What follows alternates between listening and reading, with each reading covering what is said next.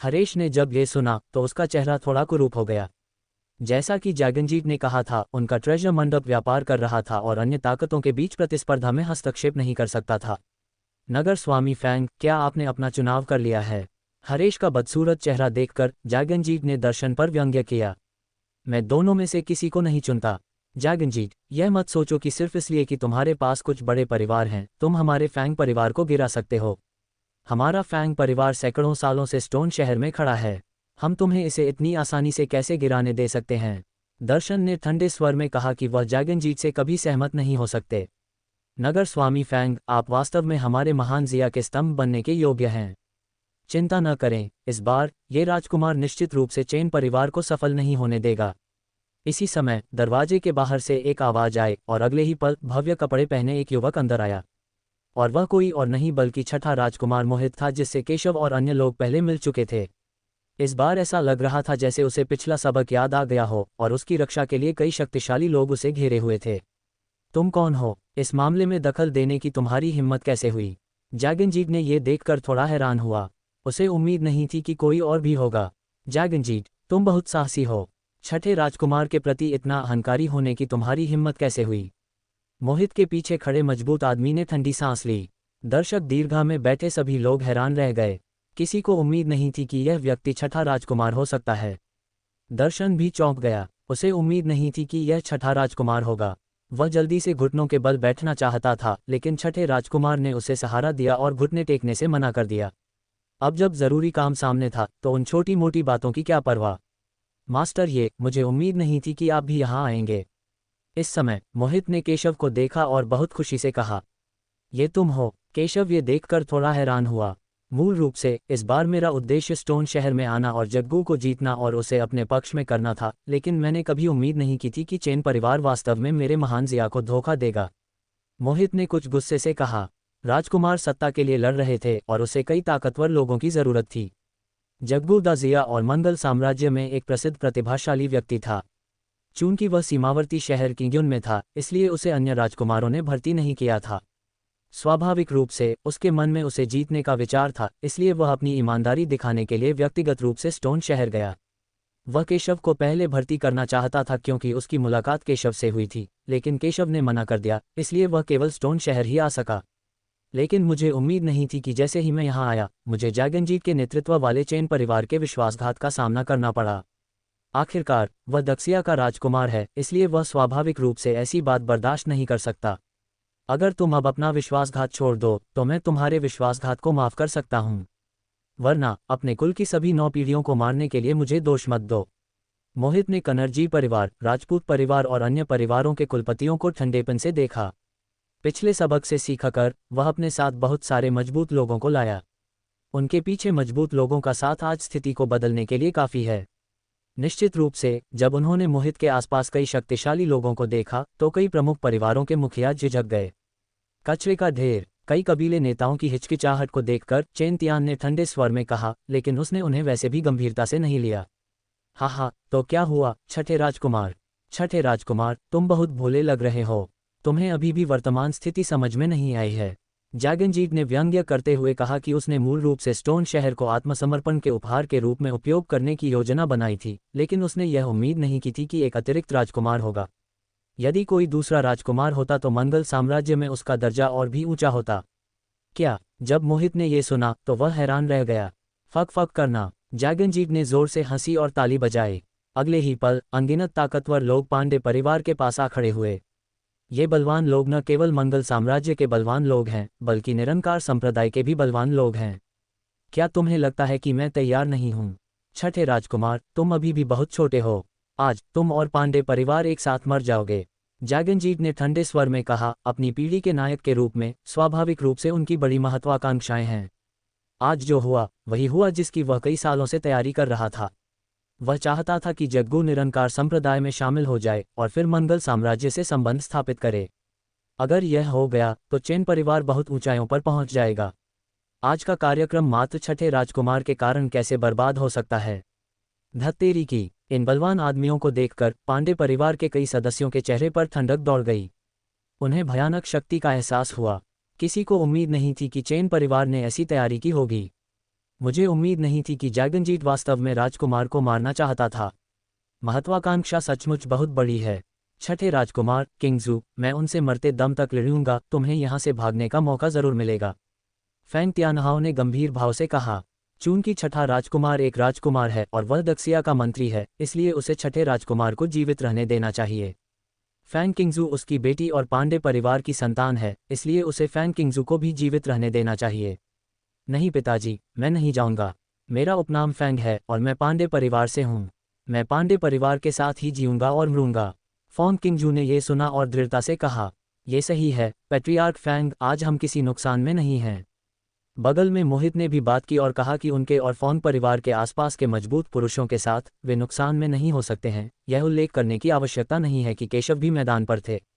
वह जानता था कि केशव कितना शक्तिशाली है। केशव के रहते जैगनजीत और बाकी लोग कोई उपद्रव नहीं कर सकते थे।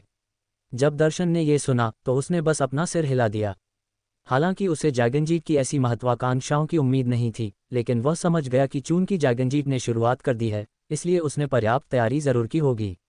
आज शहर के विनाश और कई लोगों की मौत के साथ फैंग परिवार और स्टोन शहर का भाग्य शायद पहले से ही बर्बाद हो चुका है। छठे राजकुमार फॉन्ग किंगजू, जल्दी करो और चले जाओ। मैं जैगनजीत को रोकने में तुम्हारी मदद करूंगा। इतना कहकर वह एक कदम आगे बढ़ा और मारने के लिए दौड़ा। दर्शन बहुत शक्तिशाली और प्रतापी है। उसे दक्सिया द्वारा स्टोन शहर का स्वामी नियुक्त किया जा सकता है, जिससे पता चलता है कि वह बहुत शक्तिशाली है। फक फक करना। दर्शन को भागते हुए देखकर जैगनजीत को जरा भी परवाह नहीं थी। उसने जग्गू पर व्यंग्य करते हुए कहा, केशव, अब कार्रवाई करने की तुम्हारी बारी है।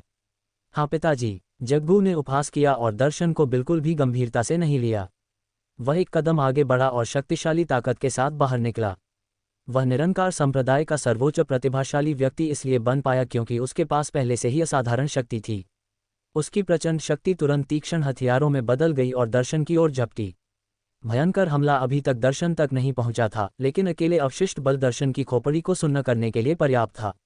मोहित और बाकी लोग थोड़े बदसूरत लग रहे थे। उन सबको लग रहा था कि जग्गू बहुत ताकतवर है। जग्गू अकेले ही स्थिति को बदलने के लिए पर्याप्त है। अंकल फैंग, आप बहुत कमजोर हैं। आप हमारे सामने कुछ भी नहीं हैं।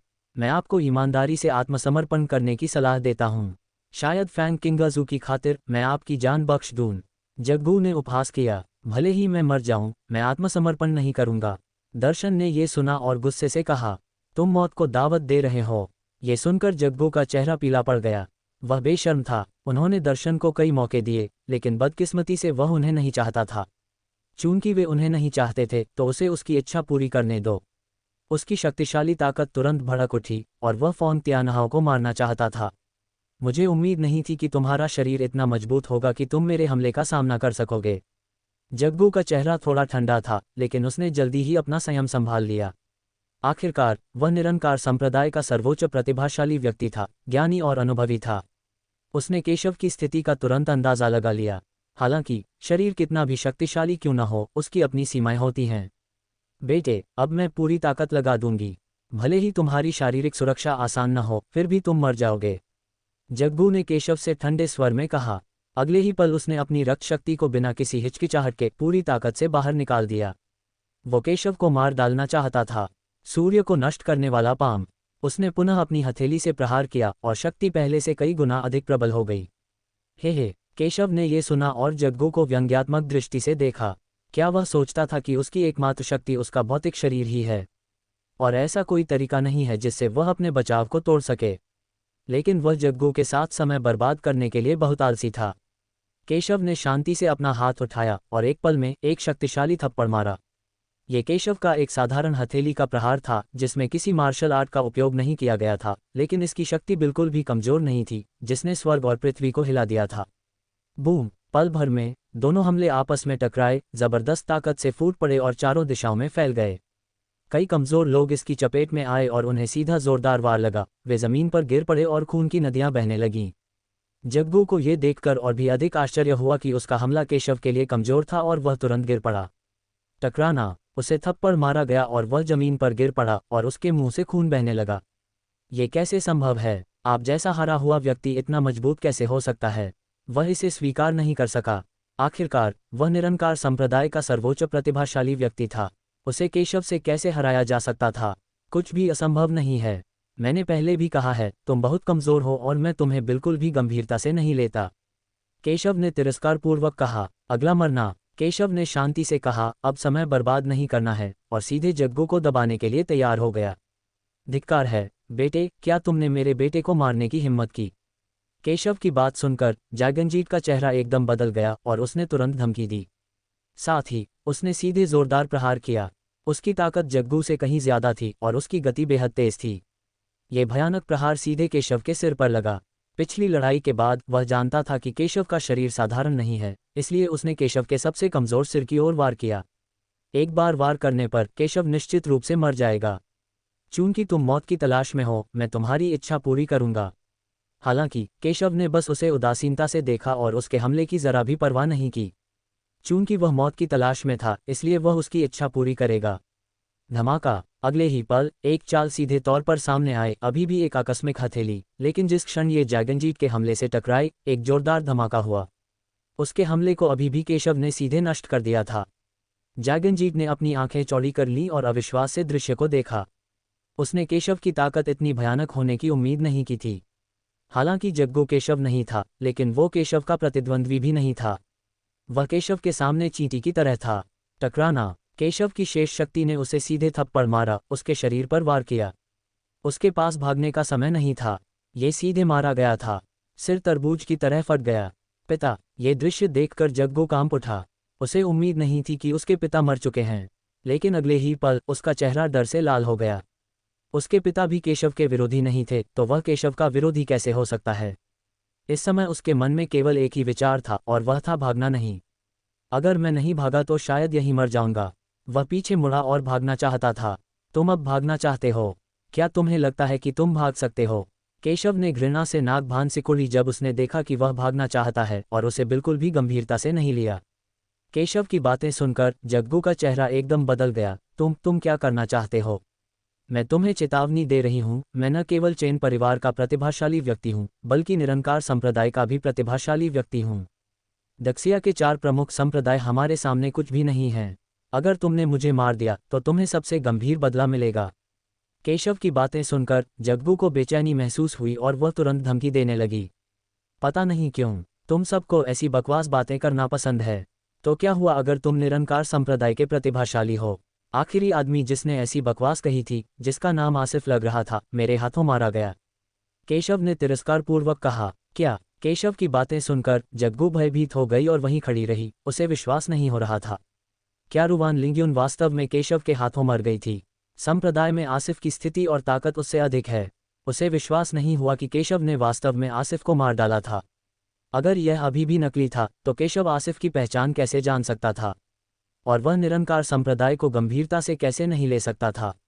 मुझे डर है कि यह सब सच है। इस क्षण उसे अंततः समझ में आया कि केशव ने उसे शुरू से ही कभी गंभीरता से क्यों नहीं लिया था। यह हास्यास्पद है कि उसकी आत्मधार्मिक पहचान केशव को धमकी दे सकती है। ये पता चला कि केशव की नज़र में वह सिर्फ एक जोकर था। ये सोचते ही उसकी टांगों के बीच से पेशाब की हल्की सी गंध आई। मर जाओ। केशव ने उसे घृणा से देखा और उसे मारने के लिए तैयार हो गया। नहीं। केशव को कदम दर कदम अपनी ओर आते देख जग्गू घबरा गया। वह मरना नहीं चाहता था, लेकिन केशव उसे जाने नहीं दे सका। रुकना। लेकिन इस समय शून्य में एक ठंडी आवाज़ सुनाई दी। अगले ही पल शून्य में एक बूढ़ा आदमी प्रकट हुआ, एक मजबूत और शक्तिशाली आभा बिखेरता हुआ। इस जबरदस्त दबाव ने उसके आसपास के कई ताकतवर आदमियों के चेहरे बदल दिए। ये व्यक्ति बहुत ताकतवर है। केवल फैंग तियानहाओ जैसे कुछ मजबूत लोग ही इस तरह के दबाव का सामना कर सकते हैं। कौन है भाई? कई लोगों के चेहरे पूरी तरह बदल गए और उनके मन में कई विचार आने लगे। बड़े जो, कृपया मुझे बचाओ। इस आदमी ने वरिष्ठ भाई आसिफ को मार डाला और अब मुझे मारना चाहता है। जब उसने इस व्यक्ति को देखा तो जग्गू बहुत खुश हुआ, मानो उसने सुदृढ़ीकरण देख लिया हो। ये व्यक्ति कोई और नहीं बल्कि निरंकार संप्रदाय के शीर्षस्थ बुजुर्ग सिंघम हैं। इससे भी महत्वपूर्ण बात यह है कि वे आसिफ के गुरु भी हैं। मुझे लगता है कि वह आसिफ का बदला लेने के लिए यहाँ आया है। पहले तो वह बहुत डरा हुआ और घबराया हुआ था, लेकिन अब उसे राहत महसूस हो रही है। अगर एल्डर जो यहाँ आता है तो केशव निश्चित रूप से मर जाएगा। क्योंकि सिंघम बहुत शक्तिशाली है, केशव एल्डर जो के साथ प्रतिस्पर्धा नहीं कर सकता। यहाँ तक कि उन्हें पवित्र पुत्र के पद के लिए प्रतिस्पर्धा में एक समस्या को हल करने में मदद करने के लिए केशव को धन्यवाद देना पड़ा। बेटे, मेरे निरंकार संप्रदाय के बुजुर्ग अब यहाँ हैं। अगर तुम अभी घुटने टेक कर मुझसे विनती करो तो शायद मैं तुम्हारी ओर से एल्डर जोऊ से विनती कर सकूं और तुम्हारी जान बख्श दूं। एक समर्थक के साथ जग्गू को आत्मविश्वास मिला। केशव, एक कूड़े के टुकड़े जिसे उसने कभी गंभीरता से नहीं लिया था, के पैरों तले कुचल दिए जाने के विचार ने उसे इस अपमान को स्वीकार करने से रोक दिया। उसे बदला लेना ही होगा, टकराना। लेकिन इस समय जब जग्गू का हमला दर्शन को नष्ट करने वाला था, एक हमले ने सीधे उसके हमले को तोड़ दिया और उसे पीछे हटने पर मजबूर कर दिया। ये व्यक्ति कोई और नहीं बल्कि केशव है। लड़के, ये तुम हो? केशव को कार्रवाई करते देख दर्शन हैरान रह गया। उसे उम्मीद नहीं थी कि केशव जग्गू के हमले को आसानी से नाकाम कर देगा। इससे पहले वह केवल केशव को एक जूनियर के रूप में मानता था, लेकिन उसने उम्मीद नहीं की थी कि वह जग्गू जितना मजबूत था। फॉन किंगजू और अन्य लोगों को जल्दी से ले जाओ। उसने अपना संयम वापस पा लिया और जल्दी से कहा कि केशव काफी शक्तिशाली था, इसलिए वह चाहता था कि वह फॉन किंगजू को ले जाए। जरूरत नहीं है, ये हारे हुए लोग क्यों जाएं? मैं तो देखना चाहता था कि इनके पास और क्या क्या तरकीबें हैं, लेकिन पता चला कि ये तो ऐसे ही हैं। इतनी ताकत के साथ भी ये मुसीबत खड़ी करना चाहते हैं। ये वाकई बेतुका है, केशव ने शांति से कहा। शुरुआत से लेकर अंत तक उन्होंने जैगनजीत और अन्य लोगों के महत्वाकांक्षी कार्य को गंभीरता से नहीं लिया। वह ये भी देखना चाहता था कि जैगनजीत के पास और क्या क्या तरकीबें हैं। लेकिन ये देखकर कि फैंग तियानहाओ हारने वाला है, उसने स्वाभाविक रूप से कार्रवाई की। हालांकि फैंग तियानहाओ ने पहले भी उसे नीचा समझा था, वह आखिरकार फैंग किंगजू का पिता था। वह चुपचाप खड़ा होकर उसे मरते हुए कैसे देख सकता था? ये तुम हो, बच्चे? जग्गू ने केशव को देखा, उसकी बातें सुनी और गुस्से से कहा, अगर उनसे पूछा जाए कि मैदान पर वह कौन सा व्यक्ति है जिसे वह सबसे ज्यादा नापसंद करते हैं, तो वह केशव होगा। इस लड़के ने कल ट्रेजर पवेलियन में उसे दुखी कर दिया था और आज फिर उसकी सारी योजनाएं बर्बाद कर दीं।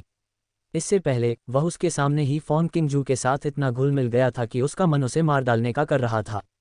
हालांकि वह जानता था कि असली मामला क्या था, इसलिए उसने बाद में केशव से निपटने की योजना बनाई। मैं तुम्हें एक मौका देता हूं, अभी पांडे परिवार को छोड़ दो और मैं तुम्हारी जान बख्श दूंगा, वरना तुम मर जाओगे, केशव ने शांति से कहा। राजवंशों के बीच के संघर्षों में उसकी कोई रुचि नहीं थी। अगर ऐसा कहीं और होता तो शायद केशव हस्तक्षेप भी न करता। उन्होंने केवल इसलिए कार्रवाई की क्योंकि यह पांडे परिवार था, लेकिन फिर भी उन्होंने उन्हें एक मौका दिया। हाँ, बच्चे, तुम्हें इतना आत्मविश्वास कहाँ से मिलता है? सिर्फ इसलिए कि तुम एक बेकार आदमी हो जो अपनी ताकत का फायदा उठाकर दूसरों को धमकाता है। क्या तुम्हें अब भी लगता है कि ये कल की बात है? क्या मंडप मास्टर सुन बुझो अभी भी तुम्हारी रक्षा कर रहे हैं? मैंने पहले तुमसे बाद में निपटने की योजना बनाई थी, लेकिन चूंकि तुम मरना चाहते हो इसलिए मैं अभी तुम्हारी इच्छा पूरी करता हूँ। जग्गू ने ये सुना और व्यंग्यात्मक लहजे में कहा। यद्यपि केशव ने उसे दुखी कर दिया था, फिर भी उसने केशव को बिल्कुल भी गंभीरता से नहीं लिया। चैन परिवार के अन्य योद्धाओं ने भी उपहास किया। हालांकि वे केशव को नहीं जानते थे, फिर भी वे देख सकते थे कि केशव की ताकत युवानदान के शुरुआती दौर में ही थी। वे ऐसी ताकत की परवाह कैसे कर सकते थे? वे ये भी नहीं जानते कि मौलिक मुख्य क्षेत्र में कितने शक्तिशाली लोग हैं। बबन और बाकी लोगों ने केशव को तिरस्कार भरी नजरों से देखा। ये बच्चा जीने से सचमुच थक गया है, मरने के लिए इतना आतुर है कि अपनी क्षमताओं को जरूरत से ज्यादा आंक रहा है। क्या वह सोचता था कि जग्गू और अन्य लोग भी उनके जैसे ही थे? मैंने तुम्हें एक मौका दिया था, लेकिन तुम इसे नहीं चाहते थे।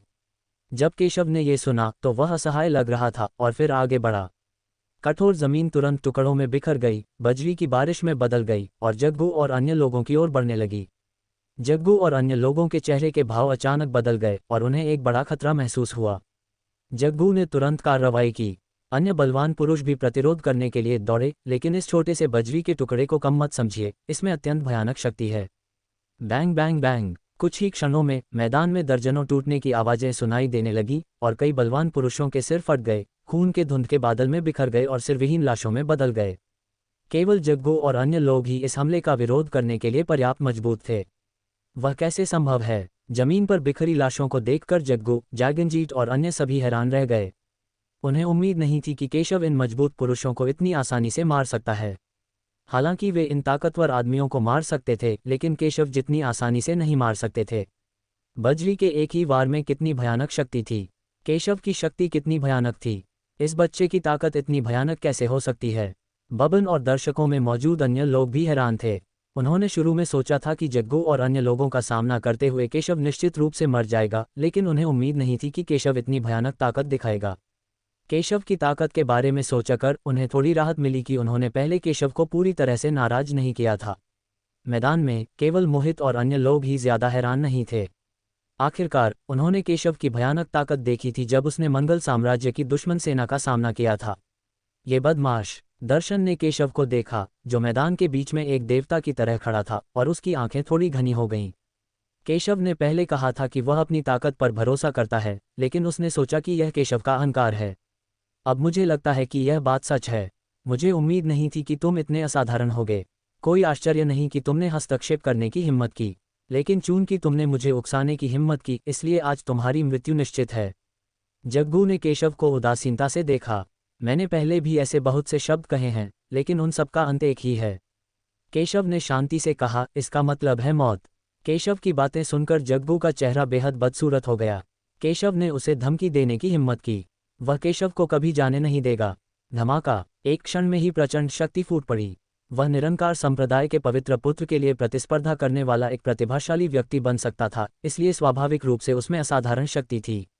हालांकि केशव साधारण नहीं था, लेकिन उसके हाथ में तुरुप का पत्ता जरूर था, और उसने केशव को ज्यादा गंभीरता से नहीं लिया। धमाका। शक्तिशाली आध्यात्मिक ऊर्जा तुरंत फूट पड़ी। उसकी भुजाएं हवा में थीं, मानो आध्यात्मिक कवच की एक परत से ढकी हुई हो। उसका शरीर बिजली की तरह तेज था, और वह तुरंत बाहर निकल आया। 4 दिशा ड्रैगन जेल उंगली। एक ही वार में उसने केशव को सीधे मार डाला। शक्तिशाली आध्यात्मिक ऊर्जा ने तुरंत उस दुनिया को घेर लिया जहां केशव था, और केशव को सीधे कैद करने की कोशिश कर रही थी। सूर्य को नष्ट करने वाला पाम। फिर उसने अपने दाहिने हाथ में ताकत जुटाई और एक क्षण में भयानक हमला बोल दिया। दोनों चालें बहुत तेज थीं, जिससे केशव को प्रतिक्रिया करने का कोई समय नहीं मिला। कितनी भयानक शक्ति। निरंकार संप्रदाय के शीर्ष प्रतिभावान व्यक्ति से जैसी अपेक्षा थी। कई प्रतिभाशाली लोगों ने यह दृश्य देखा और कहा कि जग्गू बहुत शक्तिशाली था। बबन और अन्य लोगों ने भी केशव को तिरस्कार भरी नजरों से देखा, मानो उन्होंने केशव की मृत्यु का दृश्य देख लिया हो। हालांकि जब केशव ने इस हमले को देखा तो उसकी अभिव्यक्ति उदासीन थी और उसे चकमा देने की भी इच्छा नहीं थी। धमाका। एक शक्तिशाली हथेली ने तुरंत उसके सामने केशव पर प्रहार किया, जिससे दुनिया में एक भयानक तूफान आ गया और केशव की सांस एक पल में गायब हो गई। बेटे, जब तुम मुझे नाराज करते हो तो यही होता है। याद रखना, अगले जन्म में चेन उपनाम वाले किसी भी व्यक्ति को नाराज मत करना। जग्गू ने केशव को ठंडेपन से देखा। उसने जो हमला किया वह निरंकार संप्रदाय की सबसे उन्नत मार्शल आर्ट थी। हालांकि केशव साधारण नहीं था, उसे विश्वास नहीं था कि केशव उसके हमले का सामना कर पाएगा। क्या आप बहुत जल्दी खुश हो गए? हालांकि जैसे ही उसने बोलना समाप्त किया, केशव की उपहासपूर्ण आवाज गूंज उठी। अगले ही पल एक आकृति सबके सामने प्रकट हुई। वह केशव थी। केशव ने लापरवाही से अपना हाथ हिलाया और धूल को तितर-बितर करने के लिए अपने दाहिने हाथ से अपने शरीर पर लगी धूल को धीरे से थपथपाया। जग्गू का हमला न केवल उसे मारने में विफल रहा, बल्कि केशव को भी चोट नहीं पहुंची। वह कैसे संभव है? जग्गू का चेहरा पूरी तरह बदल गया। वह अविश्वसनीय हो गई और इसे स्वीकार करने में असमर्थ हो गई। बाकी लोग भी बहुत हैरान थे। उन्होंने सोचा था कि जग्गू का हमला बहुत शक्तिशाली था, लेकिन उन्हें उम्मीद नहीं थी कि वो केशव का बिल्कुल भी मुकाबला नहीं कर पाएगा। एल्डर सिंघम ने उसकी बातें सुनी और उसकी ओर घृणा भरी नजरों से देखा। निरंकार संप्रदाय के शीर्ष प्रतिभाशाली व्यक्ति होने के नाते वह सचमुच इतना डर गया था कि उसे शौच और पेशाब करने की नौबत आ गई थी। ये बहुत शर्मनाक था। तुम मर गए। क्या तुम्हें लगता है कि जब वह आएगा तो तुम्हें बचा पाएगा? मैं तुम्हें मारना चाहता हूं, भले ही जैद सम्राट आ जाए, वह तुम्हें नहीं बचा सकता। केशव ने उसकी बातें सुनी और तिरस्कार से कहा, उसकी धमकी को जरा भी गंभीरता से नहीं लिया। यार, तू तो बड़ा कुत्ता है। मेरे सामने तू कितना घमंडी है। वह निरंकार संप्रदाय का सबसे वरिष्ठ बुजुर्ग है। बुजुर्ग जो के सामने मुझे धमकी देने की तेरी हिम्मत कैसे हुई? तुझे तो मौत शब्द लिखना भी नहीं आता। जग्गू ने ये सुना और व्यंग्यात्मक रूप से कहा, एल्डर जो के यहाँ होने से केशव निश्चित रूप से मर जाएगा। ठीक है, लेकिन इस समय एल्डर जो ने जग्गू को बीच में ही रोक दिया। बेटे, तुमने मेरे शिष्य को मार डाला। असल में मुझे उसका बदला लेने के लिए तुम्हें सीधे मार देना चाहिए था, लेकिन तुम में बहुत प्रतिभा है। मैं तुम्हें एक मौका दूंगा। जब तक तुम मेरे शिष्य बनोगे, मैं तुम्हारी जान बख्श दूंगा और तुम्हें सर्वोत्तम संसाधन प्रदान करूंगा ताकि तुम निरंकार संप्रदाय के पवित्र पुत्र बन सको। एल्डर जो ने केशव को ऐसे देखा जैसे वह बिना पॉलिश किए हुए जैड के टुकड़े को देख रहा हो। बेटे, क्या तुमने सुना? एल्डर जो, तुमने क्या कहा? जब जग्गू ने एल्डर जो की बातें सुनी तो उसने सोचा कि एल्डर जो कोई कदम उठाने वाले हैं, लेकिन अगले ही पल उनका चेहरा अचानक बदल गया। उसने क्या सुना? क्या उसने सही सुना? क्या एल्डर जो आसिफ का बदला लेने के लिए यहाँ नहीं आए थे? लेकिन वह केशव को अपना शिष्य बनाना चाहता था। वह कैसे संभव है? अधिकांश मजबूत लोग भी भ्रमित थे। हालांकि कुछ लोगों ने यह भी अनुमान लगाया कि एल्डर जो क्या सोच रहे थे। आसिफ मारा गया है, लेकिन केशव में अद्भुत प्रतिभा है। ये तथ्य कि वह लगातार कई शक्तिशाली लोगों को मार सकता है, उसकी भयानक प्रतिभा को साबित करने के लिए पर्याप्त है। अगर केशव को शिष्य के रूप में स्वीकार कर लिया जाता है तो इससे न केवल एक शिष्य की क्षति की भरपाई होगी, बल्कि और भी अधिक लाभ होगा। इसलिए भले ही केशव एक दुश्मन हो, जब तक केशव सिंघम का शिष्य बन जाता है, वह केशव की जान बख्श देगा। सभी लोग चिंतित होकर केशव को देखने लगे। मुझे कहना होगा कि एल्डर जो द्वारा प्रस्तावित शर्तें उत्कृष्ट हैं। निरंकार संप्रदाय मंगल साम्राज्य के शीर्ष संप्रदायों में से एक है। जब तक केशव सहमत हैं, एल्डर जो केशव को प्रशिक्षित करने और उसे ईश्वर का पुत्र बनने में मदद करने की पूरी कोशिश करेंगे। जग्गू का चेहरा भी बहुत बदसूरत था, वह इसे स्वीकार नहीं कर सका। अगर केशव सहमत हो जाता तो वह हमेशा केशव द्वारा कुचला जाता और हमेशा शर्मिंदा होता। उसने मन ही मन प्रार्थना की, केशव कृपया सहमत न हो। निरंकार संप्रदाय का पवित्र पुत्र। केशव ने यह सुनकर चंचलता से मुस्कुराया। केशव की बातें सुनने के बाद कई लोग चिंतित दिखे। जोया भी थोड़ी चिंतित थी। हालांकि केशव सत्यपात संप्रदाय का पवित्र पुत्र था, लेकिन ये कहना जरूरी था कि निरंकार संप्रदाय युक्वान संप्रदाय से कहीं ज्यादा शक्तिशाली था। अगर उसकी बारी होती तो वह शायद निरंकार संप्रदाय को चुनती। ये देखकर सिंघम ने सोचा कि केशव सहमत होंगे। हालांकि आसिफ मर चुकी है, केशव की तुलना में अगर वह मर भी जाए तो कोई फर्क नहीं पड़ता। मैं निरंकार संप्रदाय के मात्र पवित्र पुत्र को गंभीरता से नहीं लेता। इसके अलावा आप मेरे गुरु बनने के योग्य नहीं हैं। आप बहुत कमजोर हैं, केशव ने तिरस्कारपूर्वक कहा। जैसे ही ये शब्द बोले गए, पूरा श्रोतागण शोर में डूब गया। बबन और अन्य लोगों को उम्मीद नहीं थी कि केशव ने वास्तव में मना कर दिया था। आखिरकार एल्डर जो को इस बात की परवाह नहीं थी कि केशव ने आसिफ को मार डाला था, और वह अभी भी उसे अपना शिष्य बनाना चाहता था और बिना किसी द्वेष के उसे प्रशिक्षित करना चाहता था। केशव ने वास्तव में इस दयालुता को अस्वीकार कर दिया, और उसने एल्डर जो का मजाक उड़ाने की भी हिम्मत की। जब जग्गू ने यह सुना तो उसने राहत की सांस ली और बहुत खुश हुआ। केशव ने मना कर दिया, लेकिन अगले ही पल उसने केशव को दया से देखा। ये बच्चा अपने आप को क्या समझता है? एल्डर जो को अस्वीकार करने की तुम्हारी हिम्मत कैसे हुई? और एल्डर जो का मजाक उड़ाने की भी हिम्मत कैसे हुई? सिर्फ इसलिए कि एल्डर जो उसे अपना शिष्य बनाना चाहते थे, इसका मतलब यह नहीं था कि एल्डर जो का स्वभाव अच्छा था। केशव को एक मौका दिया गया था, लेकिन उसने मना कर दिया। फिर तो उसकी मौत तय है। भले ही मैं मर जाऊं, मैं केशव को जीवित रहने दूंगी। हालांकि दर्शन ने केशव को देखा और खुद से कहा, उसने एक निर्णय लिया। केशव बहुत प्रतिभाशाली है और उसने आज उसे बचा लिया। जब तक केशव नहीं मरता, वह भविष्य में निश्चित रूप से महाद्वीप के शीर्ष प्रतिभाशाली लोगों में से एक होगा। इसलिए भले ही वह मर गया हो, उसे केशव को जीवित रहने देना होगा। केशव, तुमने क्या कहा?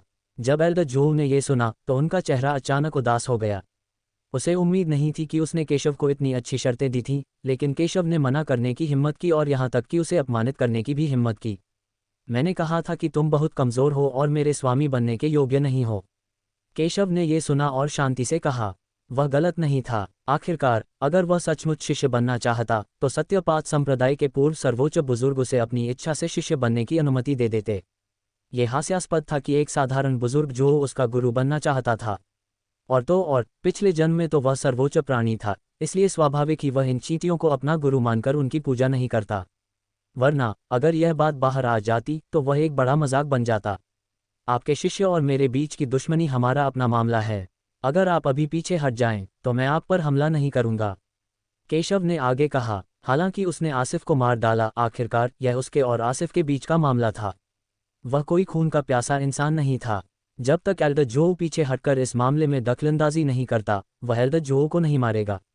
लेकिन जब एल्डर जो ने यह सुना तो उनकी अभिव्यक्ति अचानक और भी उदास हो गई। ये बच्चा बहुत घमंडी है। पहले तो उसने मुझे कमज़ोर कहकर मजाक उड़ाया और अब चाहता था कि मैं पीछे हट जाऊं, वरना वो मुझ पर हमला कर देगा। ये तो मुझे गंभीरता से नहीं ले रहा। वो खुद को क्या समझता है?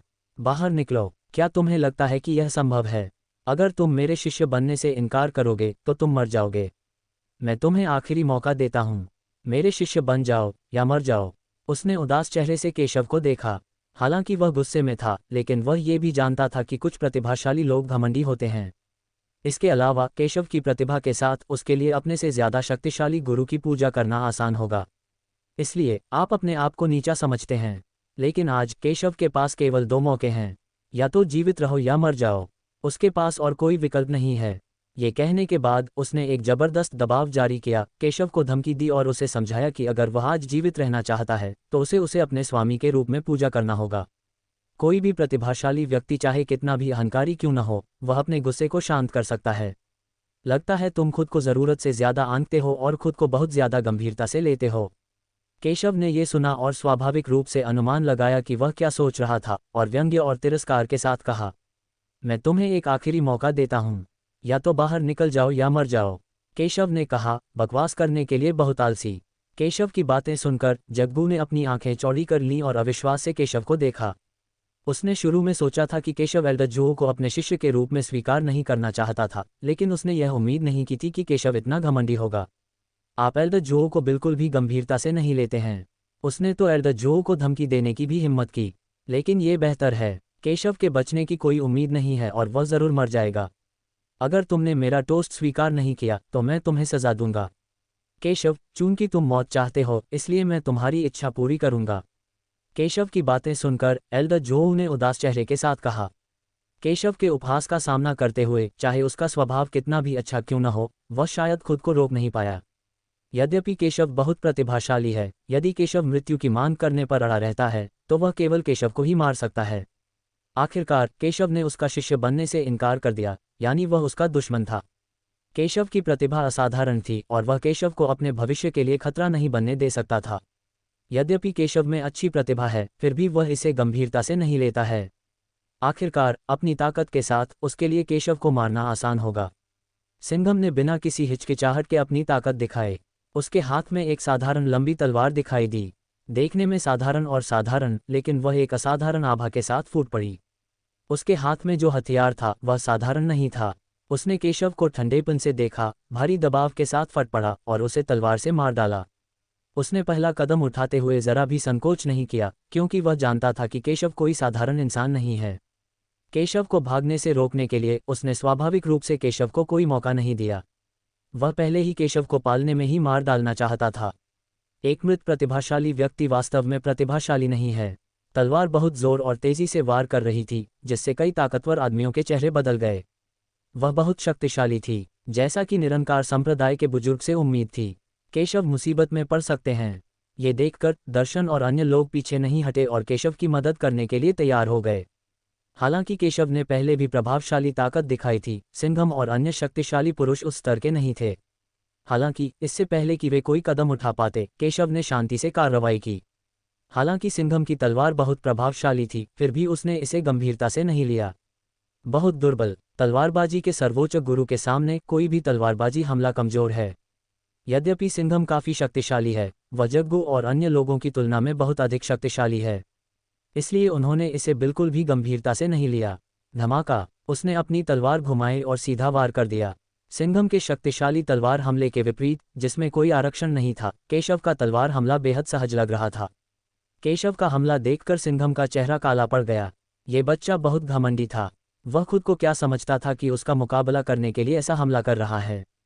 ये हास्यास्पद है। हालांकि अगले ही पल उसकी अभिव्यक्ति अचानक बदल गई। केशव की तलवार साधारण लग रही थी, लेकिन उसमें असीम तीक्ष्णता थी और वह बेहद भयानक थी। केशव की तलवार जरा भी कमजोर नहीं थी। बूम! सब लोग आश्चर्य से ये दृश्य देख रहे थे। उन्होंने देखा कि केशव ने एक ही तलवार से सिंघम की तलवार काट दी और उसे सीधे नष्ट कर दिया। हालांकि सिंघम ने इस तलवार के हमले में अपनी पूरी ताकत का इस्तेमाल नहीं किया, केशव ने भी ज्यादा ताकत का इस्तेमाल नहीं किया और केशव का क्षेत्र सिंघम से बहुत कमतर था। इस दृश्य ने सभी को अविश्वसनीय बना दिया। उन्होंने कभी नहीं सोचा था कि केशव इतना भयानक होगा। सिंघम का चेहरा भी बहुत बदसूरत हो गया था। उसे उम्मीद नहीं थी कि केशव के साथ उसकी पहली लड़ाई में उसे नुकसान होगा। बड़े जो का हमला वास्तव में नुकसानदेह था। क्या मैं सही देख रहा हूँ? सिंघम के हमले को नष्ट होते देख जग्गू को विश्वास नहीं हुआ और उसने आश्चर्य से कहा, मैंने शुरू में सोचा था कि जग्गू काफी मजबूत है, लेकिन मुझे उम्मीद नहीं थी कि इस आदमी की ताकत और भी भयानक होगी। यहाँ तक कि निरंकार संप्रदाय के बुजुर्ग भी उसे दबा नहीं सकते थे। अनगिनत प्रतिभाशाली लोग ये कहने से खुद को नहीं रोक पाए कि तुलना आनंद का चोर है। उन्होंने शुरू में सोचा था कि जग्गू काफी भयानक है, लेकिन उन्होंने केशव से उससे भी ज्यादा भयानक होने की उम्मीद नहीं की थी। वे सभी अपने दिलों में उत्सुक थे, सोच रहे थे कि यह विचित्र केशव कहाँ से आया और कैसे वह अचानक कहीं से प्रकट हुआ और इतना शक्तिशाली हो गया। उन्हें तो ये भी संदेह था कि सिंघम अन्य शक्तिशाली राजवंशों की शीर्ष शक्तियों का कोई प्रतिभाशाली व्यक्ति हो सकता है, जिसके कारण वे उसे तुच्छ समझते थे। ऐसा अविश्वसनीय प्रतिभाशाली जब तक वह जीवित रहेगा, सिंघम को केशव का मुकाबला करने में ज्यादा समय नहीं लगेगा। कोई आश्चर्य नहीं कि केशव ने कहा था कि जोऊतोंग उसके गुरु बनने के योग्य नहीं है। अब सभी को इस बात पर पूरा यकीन हो गया। लानत है, बच्चे, नरक में जाओ। सबकी बातें सुनकर सिंघम का चेहरा और भी उदास हो गया। उसे शक भी हुआ कि क्या केशव का कोई रसूखदार इतिहास है। अगर है तो आज वो मुसीबत में पड़ जाएगा। लेकिन अब जब बात यहाँ तक पहुँच गई है तो एकमात्र विकल्प केशव को मारना है। उसके पीछे पूरे स्थल पर तलवार की भयानक लहर दौड़ गई और फिर उसने एक और तलवार से वार किया। लंबी तलवार बिजली की तरह तेज थी और तलवारबाजी बहुत तेज थी। अधिकांश शक्तिशाली पुरुष ऐसी शक्तिशाली तलवार का विरोध करने में असमर्थ महसूस करते हैं। अधिक मजबूत, यह अग्नि वज्र तलवार तकनीक है जो पृथ्वी स्तर की एक उच्च स्तरीय मार्शल आर्ट है। ये निरंकार संप्रदाय की एक उच्च स्तरीय मार्शल आर्ट है। आखिरकार वह निरंकार संप्रदाय का शीर्ष बुजुर्ग है। उसकी ताकत उतनी सरल नहीं है जितनी कल्पना की जाती है। बबन और अन्य लोगों ने राहत की सांस ली जब उन्होंने सिंघम की इस क्षण फूटी हुई ताकत देखी। हालांकि केशव सरल नहीं था, फिर भी आज सिंघम का ही पलड़ा भारी था। मरना। सिंघम ने केशव को ठंडेपन से देखा और कहा कि उसने शायद ही कोई हत्या की चाल चली हो, उसका उद्देश्य केशव को मारना था। मृत्यु, तुम मुझे नहीं मार सकते। केशव ने तिरस्कारपूर्वक कहा कि सिंघम की ताकत वुतियान जितनी भी नहीं है। वह तो वुतियान से भी नहीं डरता, तो सिंघम की परवाह कैसे कर सकता है। हालांकि यह चाल वाकई आसान नहीं है, उसके हाथ में अनगिनत और मजबूत कार्ड हैं। सिंघम उसका विरोधी नहीं हो सकता। तोड़ना, केशव ने ठंडे स्वर में कहा, एक चौंकाने वाली तलवार को संघनित किया और फिर से हमला किया। जैसे ही ये तलवार निकाली गई, अनगिनत बलवानों के चेहरे बदल गए। उन सभी ने इस तलवार का खौफ महसूस किया और स्तब्ध रह गए। मूल रूप से केशव की तलवार पहले से ही बेहद शक्तिशाली थी और उसने अपनी ताकत बढ़ाने के लिए स्वर्गीय क्लेश से बच निकला था। अब उसकी तलवारबाजी स्वाभाविक रूप से और भी भयानक हो गई है। केशव ने अपनी तलवार निकाली और फिर से हमला नहीं किया, मानो उसे पहले से ही परिणाम पता था। सिंघम ने जब ये तलवार देखी तो उसका चेहरा बेहद भयभीत हो गया। उसने सोचा भी नहीं था कि यह युवक इतनी भयानक तलवारबाजी कर सकता है। यह आदमी किस तरह का राक्षस है, उसने पहले कभी ऐसा नहीं देखा था। अगर तुम्हारे पास कोई तरकीब है तो उसका इस्तेमाल करो, वरना तुम्हारे पास कोई मौका नहीं बचेगा। केशव ने तलवार से उसके हमले को नाकाम करते हुए तिरस्कार से कहा, उसे जरा भी गंभीरता से नहीं लिया। सिंघम की ताकत वास्तव में प्रभावशाली है, लेकिन वह बेजोड़ नहीं है। लानत है, लानत है, लड़के, तुमने मुझे अपमानित करने की हिम्मत की। केशव की बातें सुनकर सिंघम का चेहरा बेहद बदसूरत हो गया। इस लड़के ने उसे इस तरह अपमानित किया। धमाका। इस क्षण उसकी शक्ति बिना किसी संकोच के बेतहाशा फूट पड़ी। मूल रूप से उनकी नज़र में केशव कोई साधारण व्यक्ति नहीं था, लेकिन वह उनके पूर्ण ध्यान के योग्य भी नहीं था। लेकिन उसने कभी यह उम्मीद नहीं की थी कि भले ही उसने अपनी सारी ताकत लगा दी हो, केशव उसके हमले को नष्ट कर देगा। उसे यह समझने दो कि इस बच्चे में क्या अजीब बात है। यदि आप अपना पूरा प्रयास नहीं करेंगे तो आप मुसीबत में पड़ सकते हैं। धमाका। वह अपनी ताकत पर बिना किसी हिचकिचाहट के केशव की ओर दौड़ा और फिर सीधे केशव पर वार कर दिया। इस समय वह एक भयानक राक्षस की तरह था और उसकी तलवार बेहद शक्तिशाली थी। गड़गड़ाहट भरी आवाजें उत्पन्न करना। हालांकि यह अभी भी पहले जैसी ही मारक चाल है, लेकिन इस समय इस तलवार की शक्ति पहले की तुलना में कई गुना अधिक मजबूत है। भाड़ में जाओ, बच्चे। उसने केशव को ठंडेपन से, जानलेवा इरादे से देखा और बिना किसी हिचकिचाहट के एक शक्तिशाली तलवार से हमला कर दिया। धमाका। आसमान और जमीन एक साथ फट गए और एक बड़ा सा अंतर दिखाई दिया, जो ये दिखाने के लिए पर्याप्त था कि उसकी तलवार कितनी भयानक थी। अनगिनत बलवान पीछे हट गए और हालांकि दर्शन और अन्य लोग केशव की मदद करना चाहते थे, फिर भी उन्होंने आगे बढ़ने की हिम्मत नहीं की। इस समय दोनों के बीच की लड़ाई पहले ही उनकी सहनशक्ति से परे हो चुकी थी। इतना मजबूत। धमाका। हालांकि केशव के सामने एक चौंकाने वाली तलवार आई, लेकिन केशव शांत दिखे। उन्होंने अपना दाहिना हाथ उठाया और अगले ही पल उन्होंने सीधे सिंघम की तलवार पकड़ ली। सिंघम का हमला ऐसा था जैसे उसे चिमटे से जकड़ दिया गया हो और वह हिल भी नहीं सकता था। क्या चल रहा है? सिंघम का चेहरा एकदम बदल गया। उसे उम्मीद नहीं थी कि जिस तलवार का उसने बिना किसी हिचकिचाहट के इस्तेमाल किया था, वह इतनी कमज़ोर होगी। टकराना। केशव ने अपनी तलवार को लापरवाही से लहराया और एल्ड जोऊ की तलवार को दूर फेंक दिया। अगर तुम्हारी इतनी ही ताकत है तो जाओ भाड़ में। मैंने सोचा था कि तुम मुझे अपनी पूरी ताकत थोड़ी देर इस्तेमाल करने दोगे ताकि देख सको कि अब तुम कितने ताकतवर हो। बदकिस्मती से तुम अभी भी बहुत कमजोर हो, केशव ने शांति से कहा। आखिरकार सिंघम पहला असली ताकतवर आदमी है जिससे वह युवानदान साम्राज्य को तोड़ने के बाद मिला है। वह अनिच्छा से उसे अपना प्रतिद्वंद्वी मानता है, देखना चाहता है कि अब वह कितना ताकतवर है। लेकिन किसी को उम्मीद नहीं थी कि सिंघम की ताकत इतनी कमजोर थी। बहुत दुर्बल। केशव की बातें सुनकर एल्डर जो का चेहरा लाल हो गया। ये तो बहुत बड़ा अपमान था। टकराना। केशव ने तलवार निकाली और सीधे हमला कर दिया। टकराना। आसपास का आकाश और पृथ्वी भी सीधे फट गए। केशव की तलवार सिंघम के हमले से ज्यादा शक्तिशाली थी और उससे भी ज्यादा भयानक। सिंघम का चेहरा एकदम बदल गया। मौत का खतरा भांपते हुए वह बेतहाशा दौड़ा और अपने वंश की शक्ति का इस्तेमाल करके आखिरकार हमले का प्रतिरोध भी किया, लेकिन उसकी हालत अभी भी दयनीय थी। केशव की उपस्थिति की तुलना में ये शर्म की बात है। क्या हम चीजें सही देख रहे हैं? बड़े जो को वास्तव में अपनी रक्त शक्ति को उजागर करने के लिए मजबूर किया गया था। प्रतिद्वंद्वी की ताकत केवल युवानदान स्तर पर है।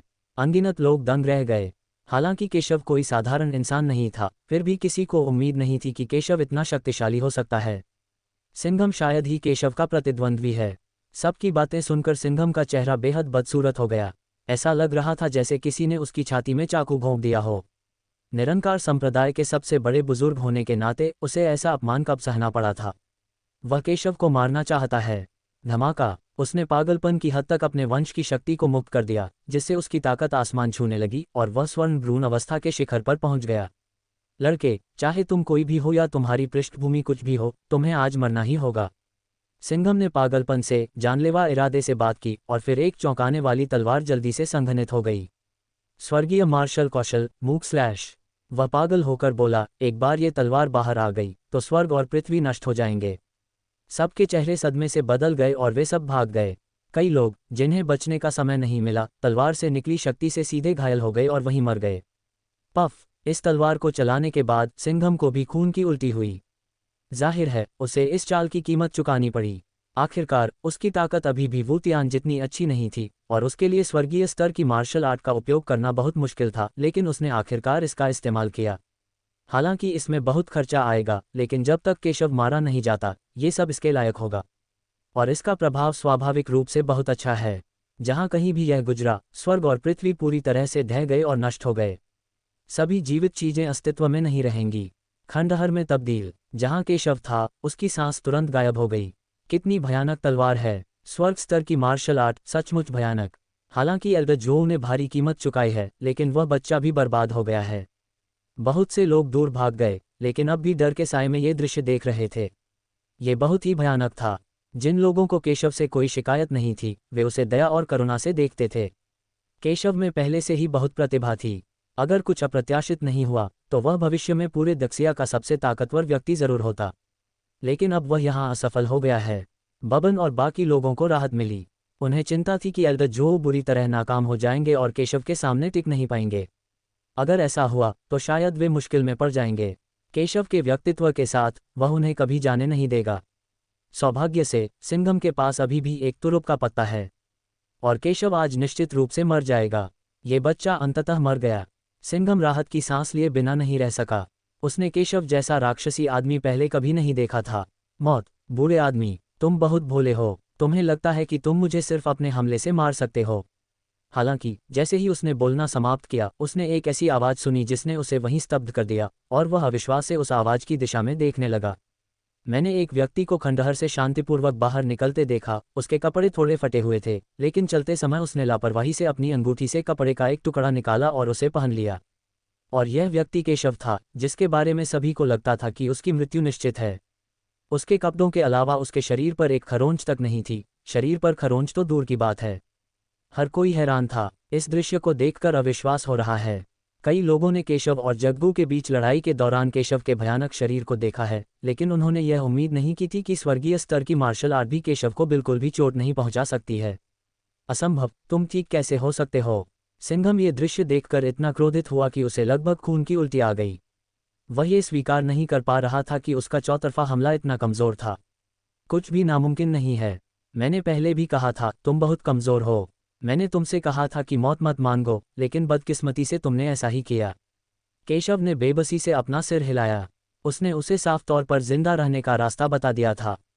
ये दुख की बात है कि वह बस मरना चाहता है। इसलिए वह केवल अपनी इच्छा पूरी कर सकता था। केशव की बातें सुनने के बाद सिंघम का चेहरा बदसूरत हो गया, लेकिन वह इसका खंडन नहीं कर सका। उसने उम्मीद नहीं की थी कि केशव इतना भयानक राक्षस होगा, लेकिन इससे पहले शायद किसी ने नहीं सोचा था कि केशव उसका मुकाबला कर सकता है। ऐसा नहीं है कि वह बहुत कमज़ोर है, बल्कि केशव बहुत भयानक है। इस समय उसके मन में केवल एक ही विचार था, वह था भाग जाना।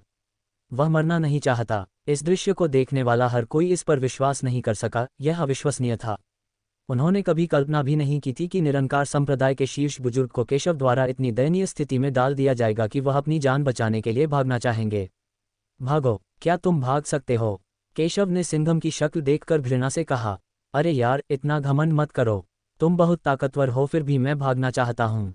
तुम मुझे रोक नहीं सकते। मैं आज हार गया, लेकिन मैं इस शर्म को याद रखूंगा। अगली बार जब हम मिलेंगे तो मैं तुम्हें हरगिज नहीं जाने दूंगा। सिंघम ने अपने दांत पीसते हुए धमकी दी कि उसे पहले कभी इतना अपमानित नहीं किया गया था, और अगली बार जब वे मिलेंगे तो वह केशव को कभी नहीं जाने देगा। अगली बार? क्या तुम्हें लगता है कि तुम अगली बार ऐसा कर पाओगे? मैं तुम्हें मारना चाहता हूँ, यह आसान है। जब केशव ने यह सुना तो उसने तिरस्कार के साथ कहा, तुम मुझे तब धमकी देने की हिम्मत कर रहे हो जब तुम मरने वाले हो। कितना हास्यास्पद है। चूंकि उसने कार्रवाई की है, सिंघम मर जाएगा। केशव ने एक कदम आगे बढ़ाया और उसकी आकृति तेजी से आकाश और धरती में विलीन हो गई। अगले ही पल वह सिंघम के पीछे प्रकट हुआ। अनगिनत लोग दंग रह गए। केशव की गति बहुत तेज थी। केशव लगभग सभी पहलुओं में मजबूत है। उन्होंने कभी उम्मीद नहीं की थी कि यह युवा इतना अद्भुत होगा। केशव एक पल में सिंघम के पीछे दिखाई दिया और फिर उसे सीधे मुक्का मारा, उसे जमीन पर गिरा दिया और उसे हिलने में असमर्थ बना दिया। सिंघम ने बेहद डरे हुए भाव से केशव को देखा। उसे उम्मीद नहीं थी कि केशव इतना तेज होगा। उसने शुरू में सोचा था कि भले ही वह केशव का प्रतिद्वंद्वी न हो, फिर भी अगर वह भागना चाहे तो केशव उसे रोक नहीं पाएगा। उसे उम्मीद नहीं थी कि वह भाग भी नहीं पाएगा। तुम मुझे नहीं मार सकते। मैं निरंकार संप्रदाय का मुखिया हूँ। अगर तुम मुझे मार दोगे तो तुम्हें निरंकार संप्रदाय से निश्चित रूप से सबसे क्रूर बदला भुगतना पड़ेगा। सिंघम ने जल्दी से केशव को धमकी दी और कहा कि वह मरना नहीं चाहता था। जिस आखिरी आदमी ने ऐसी बकवास कही थी वह मर चुका है। केशव ने यह सुना और तिरस्कार के साथ कहा, धमकी को बिल्कुल भी गंभीरता से नहीं लिया। मैं तुम्हें अभी तुम्हारे शिष्य को मुआवजा देने के लिए भेजूंगा। केशव ने शांति से कहा। उसके हाथ में एक तलवार थी जो सीधे सिंघम की ओर वार कर रही थी। नहीं, केशव को तलवार से वार करते देख सिंघम अनिच्छा से दहाड़ा और उसे बहुत पछतावा हुआ। रुको लड़के, यदि तुमने वरिष्ठ भाई जुओ को मारने की हिम्मत की तो मेरी महान यान सेना निश्चित रूप से पूरे स्टोन शहर को तहस नहस कर देगी। लेकिन इस समय स्टोन शहर के बाहर से घोड़ों की तेज टापों की आवाज़ें आ रही थीं और धरती हिलती हुई प्रतीत हो रही थी। दूर से एक ठंडी आवाज़ सुनाई दी। इससे पहले कि वह व्यक्ति रुकता, आवाज़ आ चुकी थी। अगले ही क्षण शून्य में कवच पहने एक मध्यम आयु वर्ग का बलवान व्यक्ति सबके सामने प्रकट हुआ। उसके पीछे कवच पहने हुए कई मध्यम आयु वर्ग के योद्धा थे। जब दर्शन ने इस व्यक्ति को देखा तो उसे लगा कि कुछ गड़बड़ है। ये व्यक्ति सीमा पर तैनात मंगल साम्राज्य सेना का जनरल शाओ लिंगफेंग था। अरे नहीं, नगर स्वामी, शहर के बाहर से एक बड़ी सेना आ रही है। एक संतरी उसके पीछे पीछे दौड़ा और अंदर आया, लेकिन जब उसने ये दृश्य देखा तो वह दंग रह गया। यान सेना आ रही है। अरे, क्या वे दाजिया के खिलाफ लड़ना चाहते हैं? दर्शन के पीछे कई शक्तिशाली लोग ये कहने से खुद को नहीं रोक सके कि उन्हें उम्मीद नहीं थी कि शाओ लिंगफेंग उन्हें मारने के लिए अपनी सेना लाने की हिम्मत करेगा। आखिरकार, हालांकि दाजिया पहले थोड़ा कमतर था, दोनों पक्ष अभी भी संतुलन बनाए रखने में सक्षम थे, और मंगल साम्राज्य ने अभी तक दाजिया के खिलाफ कार्रवाई नहीं की थी। जूनियर भाई शाओ, ये बहुत बढ़िया है। केशव, तुम बर्बाद हो गए। महान यान सेना हमें मारने आ रही है। जूनियर भाई शेरा महान यान सेना का जनरल है। इस बार तुम मर चुके हो। सिंघम शाओ लिंगफेंग की आवाज़ सुनकर बहुत खुश हुआ। इन शब्दों को सुनने के बाद कई लोग आश्चर्य में अपने भाव बदलने से खुद को नहीं रोक सके। शेरा, उन्हें उम्मीद नहीं थी कि महान यान जनरल वास्तव में निरंकार संप्रदाय के पूर्व प्रतिभाशाली शाओ लिंगफेंग थे। शेरा कभी मंगल साम्राज्य के शीर्ष प्रतिभाशाली लोगों में से एक थे। वे दुनिया भर में प्रसिद्ध थे और उन्होंने मंगल साम्राज्य के कई प्रतिभाशाली लोगों को कुचल दिया था। बाद में शेरा को जीतने के लिए मंगल साम्राज्य ने अपनी एक राजकुमारी की शादी शेरा से करवा दी, इसलिए शेरा ने निरंकार संप्रदाय छोड़ दिया। मुझे उम्मीद नहीं थी कि शेरा मंगल साम्राज्य का जनरल बन जाएगा। हालांकि शेरा ने निरंकार संप्रदाय छोड़ दिया था, लेकिन हर कोई जानता था कि शेरा की ताकत कितनी भयानक थी।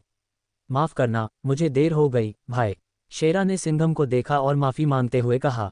कोई बात नहीं कनिष्ठ भाई शाओ, मूलतः इस बार मेरे निरंकार संप्रदाय को यह मामला सुलझाना था, लेकिन मुझे नाकामी की उम्मीद नहीं थी।